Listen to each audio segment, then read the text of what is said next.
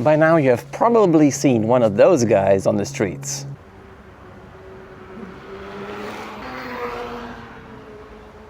But if you haven't, hi and welcome to Wrong Way. And today I'm gonna tell you why electric unicycles aren't yet mainstream. So, let me tell you more about it. Wrong Way.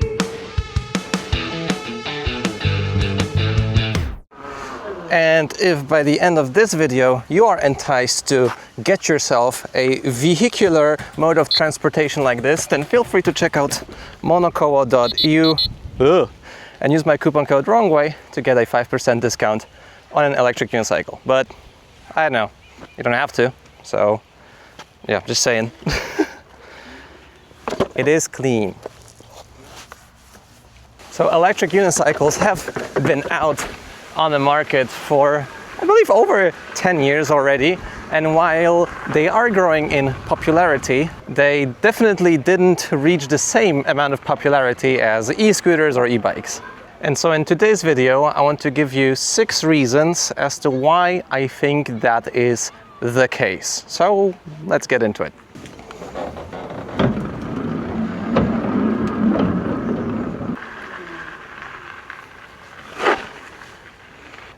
By design, electric unicycles are definitely something more new in terms of construction and design compared to electric scooters and e-bikes. So naturally, my first and most important point on the list has got to be legislation. And as much as a couple of years ago I could say, well, it's a gray zone and you can sort of go anywhere as long as you don't make any trouble.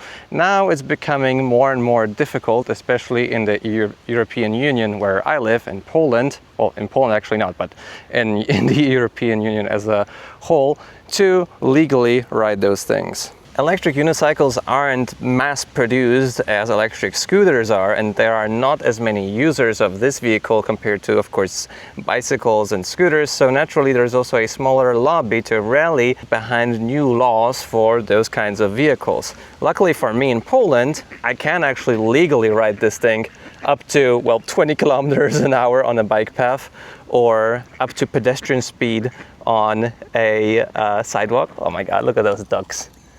Oh, they're adorable. Oh, I love ducks. And my girlfriend loves ducks even more. I wish she was here. So in Poland, I can legally ride this thing, maybe not in the speed that I would like to do. I would preferably go up to 25, maybe 30 kilometers an hour as I go as fast on my bicycle. But the thing is that I can actually be outside and ride this thing. If I were to do the same thing in Germany, well, I could get my vehicle seized, and after repeated, I guess, misconduct, could you say, you can even end up in jail, like some riders actually did in Germany. Wow. But even with my sort of acceptable laws that I have here in Poland, I still do not feel as comfortable as when I go on my bike. Because with my bike, I can go legally on the street. If something happens, I have insurance, I have the right of way, I have legal frameworks that keep me safe in case of a crash. Yeah, legal matters are very important. So the law that I'm most familiar with is, of course, Europe, where I'm sure I can ride my EUC in Poland. I can ride it also in France without any issues, but for example, in the Netherlands, there is more and more issues in Belgium, in Spain. So yeah, let me know in the comments how the legal framework in your country looks like.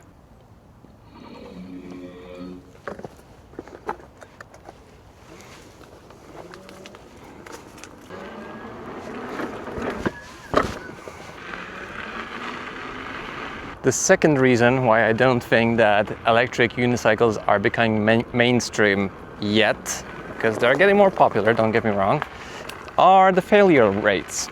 And probably you've seen those videos of people just absolutely smashing the speed on those things and then crashing face first into the concrete. And this can be pretty frightening, eh?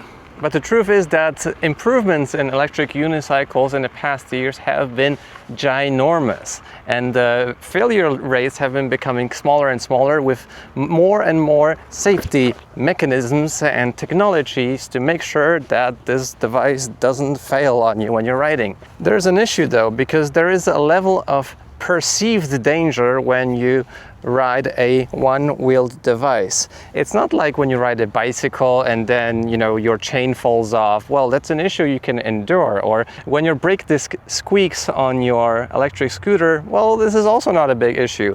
This, on the other hand, you want to make as secure as a plane or a helicopter, because if something fails on the electronics here, well, then you face plant. Those failures are always very painful for the rider.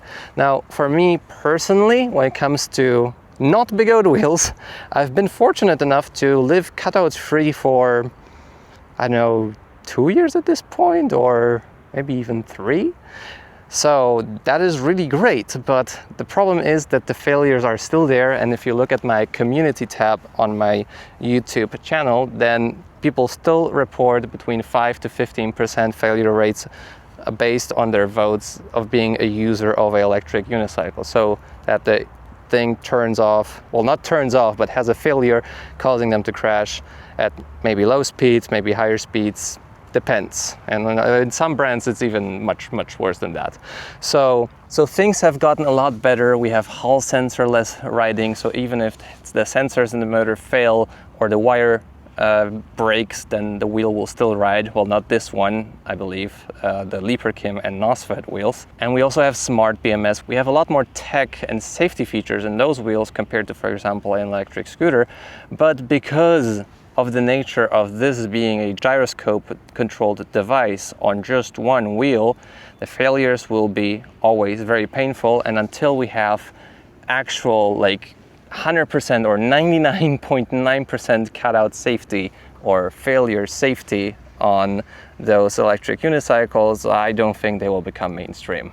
As we are in this park and we have this big sort of grassy field, let's talk about the learning curve, because it's not like you just pick one of those devices up. This is a Kingsong F18, by the way, with the updates. I need to make a video about those. And you just go and ride.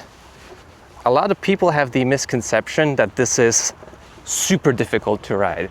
And believe me, I've tried so many modes of transportation. I've tried skateboarding, rollerblading, I know how to ride a pedal unicycle, cycling, motorcycling, jet skiing, like you name it. If there is a mode of transport that I can try, I probably have done it. Even a foot scooter.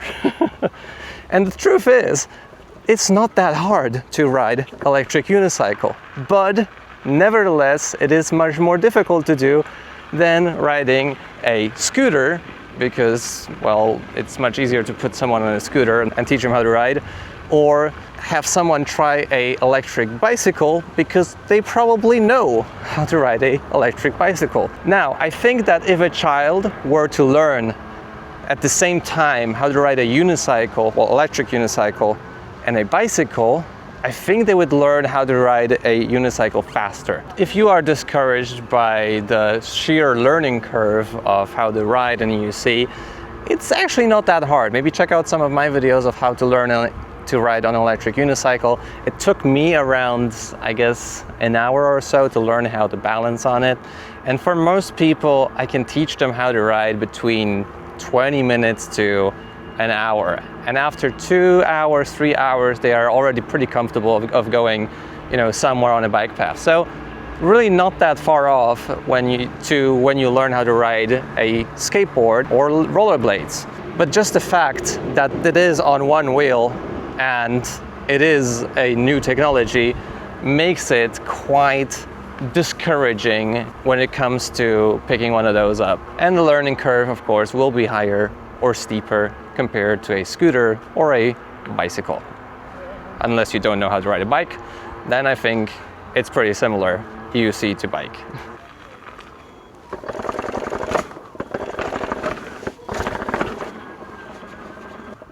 And the next thing that we need to touch upon is price. Now, this Kingsong F18 costs right around €3,500. And for €3,500, you can have a good working electric moped, you can have a bike and then some, you can have an e-bike, you can have many scooters from China. Now, when you look just purely at the stats, this has a very similar spec sheet like a Sur-Ron when it comes to the battery, controller performance, torque, etc. But when it comes to just, the sheer value that you get, when it comes to, well, not being legal on the road, having the steeper learning curve, not being as certain if it will work in the long run, and it's not as popular as other means of transportation, then it is actually quite expensive. But to be fair, every sport has a performance segment, and the cost of it sort of depends on the sport itself, I guess, because with rollerblades you can have something that is extremely good for like €400, €500, and if you want to have something extremely good in the electric unicycle world, you need to go upwards of €2,000 or even €2,500. Now, this is still not as expensive as some, road bikes, but then we get into the topic of, product quality, after-sales support, the safety of the products itself, etc., etc. My point is that for a very novel device that includes some level of commitment and, a certain kind of hee-haw to get it, well, this is a lot of money. And my even bigger pet peeve is that the cheaper electric unicycles are also not that cheap, and it's not really the best idea to get them used because you don't know how it was used, if it has any damage to it, so it's best to buy new. But the cheapest ones start around €600 to €700, which is quite reasonable, but then it looks like a Roomba, and the performance is on a similar level to scooters or e-bikes. And that is exactly why I have been pushing in the market to get something that is really robust, really powerful, but also not super expensive, that will actually have all of the amenities of electric unicycles, so the torque, the portability, the awesome ride feel, the performance, but also not have this ridiculous price point of one of those, dirt bikes. But yeah, if you want to get a discount, wrong way is the coupon code at Monokolo. .eu. Now, because of the prior mentioned issues, and I tried to go uphill here, whee! The rate of expansion is also not as big or rapid as, for example, with electric scooters or electric bikes. So there's not that many people in smaller areas that get one of those, and because there's not that many that you see on the road, probably the chance of someone getting one in those smaller areas is also smaller. So you don't have a friend who just owns one and can lend you one to check out. You actually need to make the dive and go on the internet page, go onto the dealer that is in the next town, and then you can actually pull the trigger, which requires a lot more mental fatigue and strain than, just seeing a scooter and getting it for cheap. So I guess the point here is also the community. Now, don't get me wrong, the community of electric unicycles is awesome. And in bigger cities, you'll get a lot of help from other riders. You'll get the service that you need, you get the care that you want. But in smaller cities or in some towns where electric unicycles are not as popular, you're pretty much out for yourself or the help of a distributor that is in a different country or city. Well, the best case scenario, city and not country. So I guess because electric unicycles are not that popular yet, and because there's not as many people using it, you won't have the comforts of, for example, service and being part of a community and, just seeing something out in the wild, testing it out with your buddies, as you, for example, can with a bunch of other sports like cycling, even motorcycling, e-scooters, e-bikes, etc., etc. And the last point I have on my list, which is sort of a little bit connected to the point that I made before, is maintenance and service. Now, if you get a bicycle, chances are you either know how to do stuff, and it's easy to do stuff, aka change a tire, or you have a repair service locally, probably maybe even a kilometer or a mile away from your home, maybe 5 miles, maybe 10 miles, maybe 20 kilometers, and there, you know, the service can take care of you. Now, with this thing, they'll probably look at you and say, no. Depending on where you live, you might get the service that you want. Actually, with Monokolo, you can even send your wheel to the service here Europe-wide, and they will fix the wheel for you if you have some issues and you can't fix some problems. So, you know, contact them if you want to get help with your wheel. But because it's not as easy to maintain an electric unicycle, and there aren't many places that do it, I guess consumers will be still a bit hesitant to get one because, well, what happens if something happens? So yeah, these are the reasons why I think that electric unicycles aren't hitting the mainstream yet, but they're definitely growing more popular, with some appearances in advertisements, popular movies, and also getting a lot of traction on social media, well, including my posts on Instagram as well. So let me know what you think about this, and if you're still here, leave a like on the video, subscribe to see more content like this. I'll see you in the next video. See you soon. And yeah, finally this thing is fixed. Noodle mode.